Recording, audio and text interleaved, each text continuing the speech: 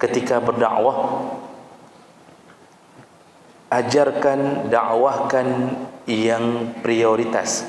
Artinya mana yang lebih dahulu harus diajarkan. Jadi berjenjang, berurutan.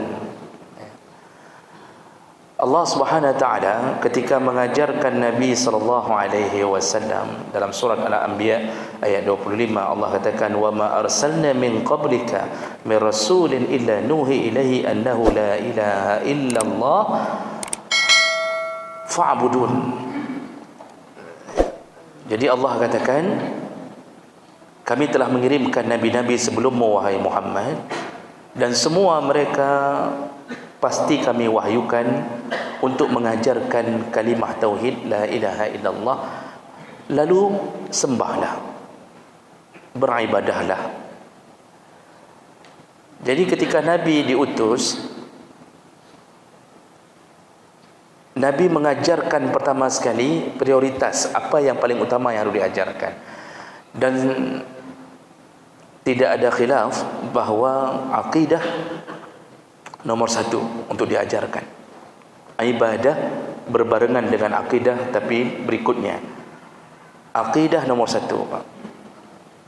Semua para nabi mengajarkan akidah, mengajarkan bahawa Allah itu satu, tiada Tuhan selain Allah. Semua para nabi. Makanya dalam Al-Quran, Allah ketika ceritakan para nabi, Allah juga selingi bahawa dakwah mereka selalu mengajak kepada Tuhan yang satu. Ketika Nabi Muhammad diutus menjadi seorang nabi, seorang rasul, 13 tahun Nabi Muhammad tinggal di Makkah sebelum hijrah. Tidak ada ibadah yang diajarkan. Kalau kita baca sirah Nabawiyah, tidak ada ibadah yang diajarkan. Walaupun ada wahyu-wahyu yang telah turun untuk menyuruh untuk ibadah, tapi belum dilaksanakan.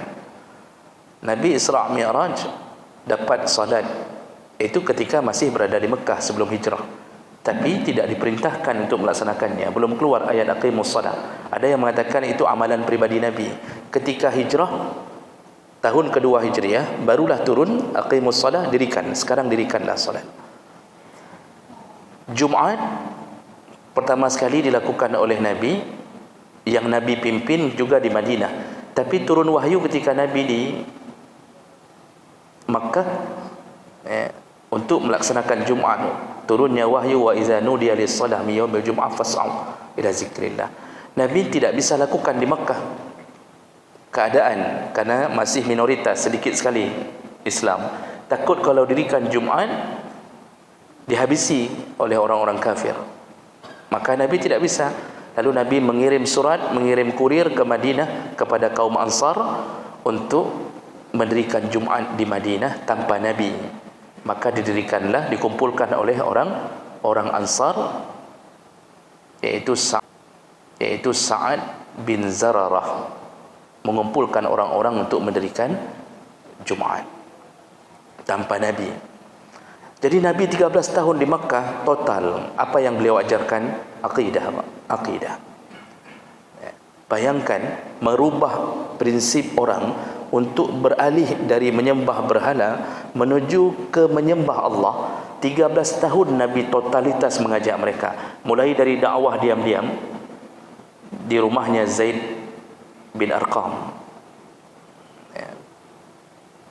kemudian dakwah terang-terangan setelah turun surat Al-Hijr 94, dan Nabi lakukan itu terus mengajak orang untuk mengenal Allah Subhanahu wa taala.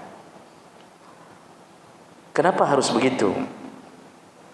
Karena orang kalau sudah kenal Allah, orang sudah kuat akidahnya, sudah yakin Allah ada, sudah yakin bahwa malaikat ada di samping kanannya mencatat seluruh amalnya, sudah yakin bahwa Nabi adalah utusan Allah, yakin surga sebagai balasan bagi orang saleh ada, sudah disiapkan, sudah yakin neraka itu juga ada, sudah disiapkan. Ketika semuanya merasa yakin, maka terciptalah amal saleh dengan modal akidah. Makanya ketika di Madinah Baru turun tentang ibadah, suruh solat, suruh puasa, suruh ini, bayar zakat, segala macam. Tidak ada komplain lagi dari sahabat, tidak ada lagi komplain dari orang-orang yang sudah mengenal Allah, karena mereka tahu lakukan Allah balas, lakukan Allah balas, walaupun mereka tidak lihat pahala. Kan kita tidak lihat pahala sampai hari ini, Pak. Ini kita ini pun termasuk orang-orang yang insya-Allah mudah-mudahan kita dikumpulkan di dalam surga, Pak. Karena Nabi SAW pernah curhat ke sahabat bahwa beliau merindukan kekasihnya. Beliau katakan, aku merindui kekasihku. Sahabat bertanya, bukankah kami kekasihmu ya Rasulullah? Rasulullah mengatakan, engkau sahabatku, bukan kekasihku. Engkau sahabat-sahabatku. Siapa juga kekasihmu ya Rasulullah? Kekasihku adalah orang-orang yang hidup setelah aku meninggal, tidak pernah melihatku, tidak pernah bersamaku, tapi mereka taat kepada aku. Lihat bahasa Nabi. Nabi itu merindukan kita, dan kita begitu penuh dalam hati Nabi Muhammad itu pernah ada. Kita mencintainya, lalu kita taat. Nabi suruh salat jamaah, kita salat jamaah, padahal kita tidak pernah dengar suara Nabi. Jadi dalam hati kita ini penuh dengan keyakinan, dan Nabi ternyata merindukan kita. Lalu sahabat menyambung pertanyaan dalam hadis itu, ya Rasulullah, kalau nanti di hari kiamat, bagaimana engkau mengenali umatmu yang berada setelah engkau? Artinya engkau tidak pernah melihatnya. Kalau sahabat kan pernah dilihat sama Nabi, kalau ketemu di akhirat, di yaumil qiyamah, di yaumil hisab, kan Rasulullah kenal, ini Abu Bakar, ini Umar, ini begini-begini, kenal. Tapi kita bagaimana ditandai oleh Rasulullah? Rasulullah tidak melihat kita langsung. Rasulullah menjawab, kalau kalian punya kuda-kuda yang berwarna hitam, lalu ada satu kuda yang milik kalian ada belang putihnya. Ketika dikumpulkan kuda yang punya belang-belang putih di antara kuda-kuda hitam, kalian kenali kuda milik kalian yang warna putih itu? Tentu ya Rasulullah, tentu begitulah ceritanya, kata sahabat. Pasti kami kenali karena ada putih-putih tandanya. Kata Rasulullah, begitulah ku kenali umatku nanti, yaitu akan keluar cahaya dari bekasan wuduk mereka. Keluar cahaya dari bekasan wuduk mereka, ghurra muhajjalin. Kita ini yang salat insya-Allah selamat. Tapi yang tidak pernah kena air wudu, disitulah keselamatan tertunda untuknya. Walaupun dia mengenal Allah, tapi ternyata dia tidak meyakini akidah dengan baik. Dia cuma kenal Allah, tapi dia tidak yakin surga itu ada.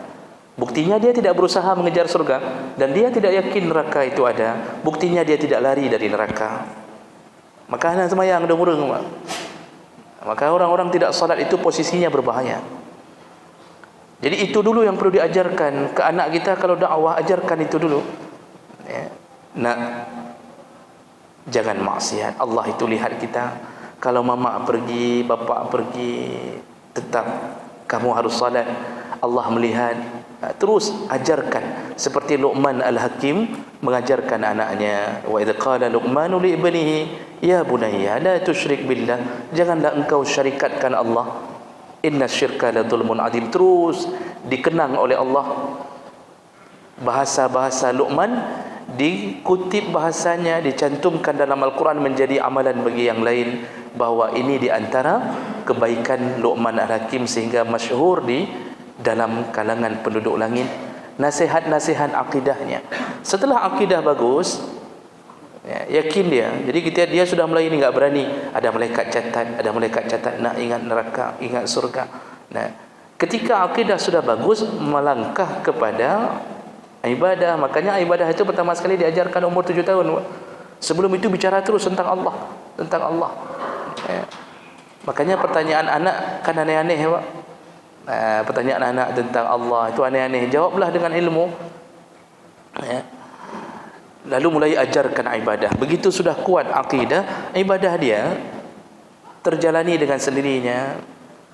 Jadi tidak ada lagi merasa bahwa enggak perlu, dia tidak akan salat kalau tidak ada yang melihat. Karena dia kalau sudah yakin pada ihsan, Allah melihatnya, itu kapanpun dimanapun dia akan salat. Jadi berdakwah itu ajarkan prioritas.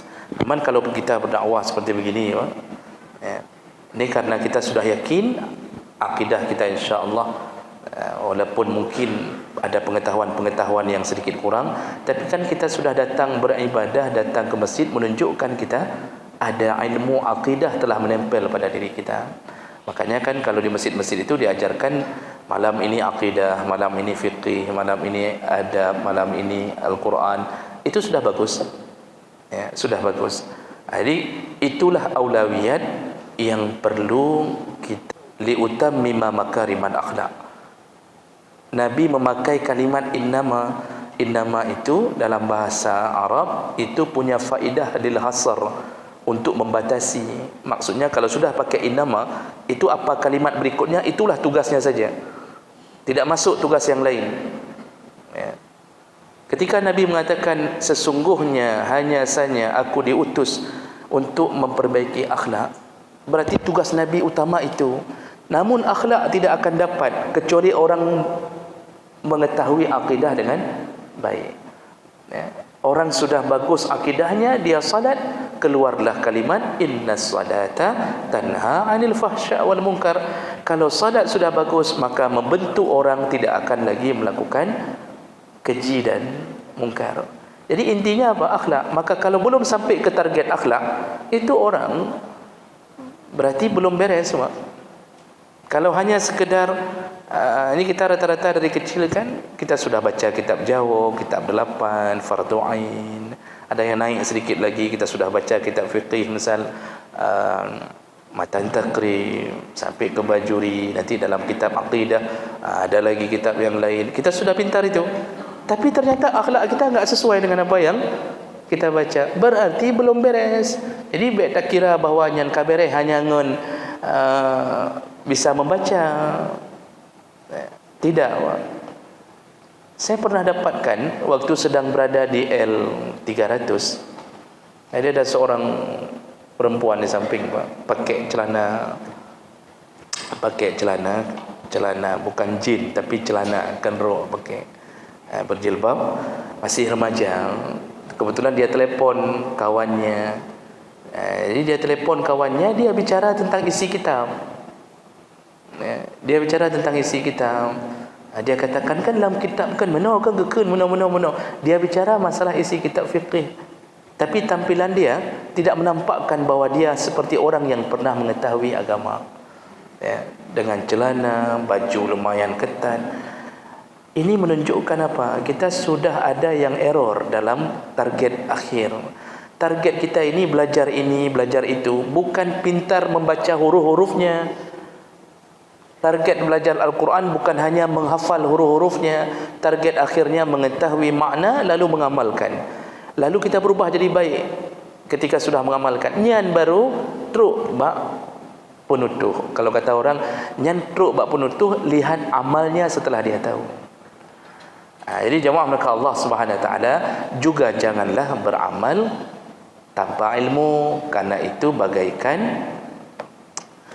dunia tanpa cahaya. Jadi kita terus berjalan ke depan terus, tapi tidak ada cahaya, kita enggak tahu alai betul alaihan yang penting ja. Nah, ini yang berbahaya, ya. Baik.